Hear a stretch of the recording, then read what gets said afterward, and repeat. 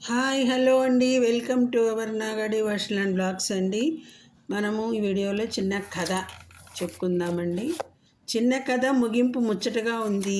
వీలైతే మనసుతో చదవండి. కథలోకి వెళ్ళిపోదాం. మొన్న మధ్య మా ఫ్రెండ్ ఇంటికి వెళ్ళాను.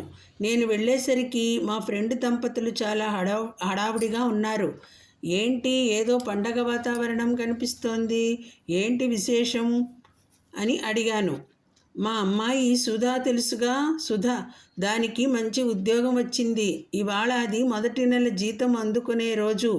అందుకని దిష్టి తీయండి, స్వీట్ తినిపించండి అంటూ చాలా ఉద్వేగంగా ఉత్సాహంగా చెప్తుండగానే సుధా వచ్చింది. వరండాలో చీకట్లో ఉన్న మేము సుధకి కనిపించము. సుధ లోపలికి వెళ్ళిపోయింది. సుధ లోపలికి వెళ్ళగానే నా స్నేహితుడు ముఖంలోకి చూశాను. ఆనందంతో వెలిగిపోతోంది. క్షణం తర్వాత లోపల నుంచి మాటలు వినబడుతున్నాయి.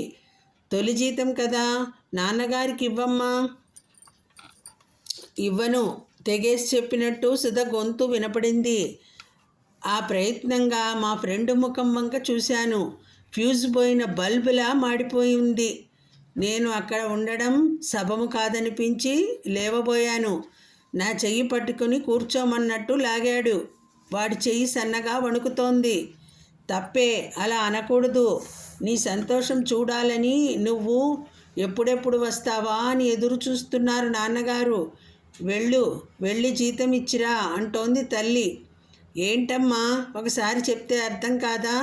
నేను ఇవ్వను, ఆ టేబుల్ మీద పెడతా, వచ్చి తీసుకోమను. ఈ సంభాషణ వింటున్న మా వాడు తలొంచుకొని కూర్చున్నాడు. కళ్ళల్లో నీళ్లు నిలిచాయేమో, చీకట్లో నాకు కనబడలేదు. చెంప చెళ్ళుమన్న శబ్దం. అమ్మా, చీ, ప్రేమ లేదు, కనీసం విశ్వాసం కూడా లేదే నీకు? ఏడుపు దాచుకోలేకపోతోంది తల్లి. అమ్మా, ఎంతసేపు నీ వైపు నుండి ఆలోచించడమేనా?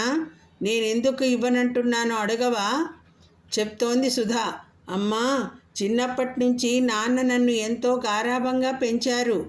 చిన్నప్పటి ఐస్ క్రీమ్ దగ్గర నుంచి ఇవాళ పొద్దున ఆఫీస్కి వెళ్ళడానికి ఆటో ఖర్చుల దాకా అన్నీ నాన్నే ఇస్తున్నారు. అలా ఇచ్చిన ప్రతిసారి నాన్న చేయి పైన, నా చేయి కింద ఉండేది. అలాంటిది ఇప్పుడు తగుదునమ్మా అని జీతం నాన్నకిస్తే నాన్న చేయి కింద, నా చేయి పైన ఉంటుందమ్మా. అది నాకు ఇష్టం లేదు.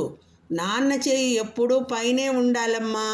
అందుకే ఇవ్వనంటున్నానమ్మా అంటూ బోరుమని ఏడ్చేసింది సుధా. అని విన్న మా ఫ్రెండ్ భావోద్వేగంతో, అమ్మా సుధా, నా తల్లి అని పెద్దగా ఏడుస్తూ లోపలికి పరిగెత్తాడు. మా నోడి వంక చూశాను. కళ్ళ నిండా నీళ్లు తుడుచుకోవడం కూడా మరిచిపోయి చూస్తున్నాడు. దీనివల్ల మీకేం అర్థమైంది? మనకన్నా వయసులో పెద్దవారికి మన చేయి పైన ఉండేలా ఇవ్వకూడదు. ఇవ్వాలనుకున్నవి దోసిలిలో ఉంచుకొని వారిని తీసుకోమనాలి.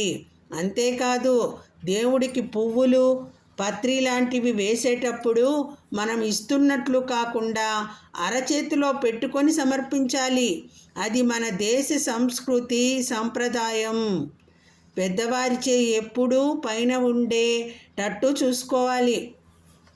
అదే మనం పెద్దలకు ఇవ్వాల్సిన గౌరవం. ఇదండి కదా. నచ్చిందా అండి? నచ్చితే లైక్ చేయండి, షేర్ చేయండి, సబ్స్క్రైబ్ చేయండి.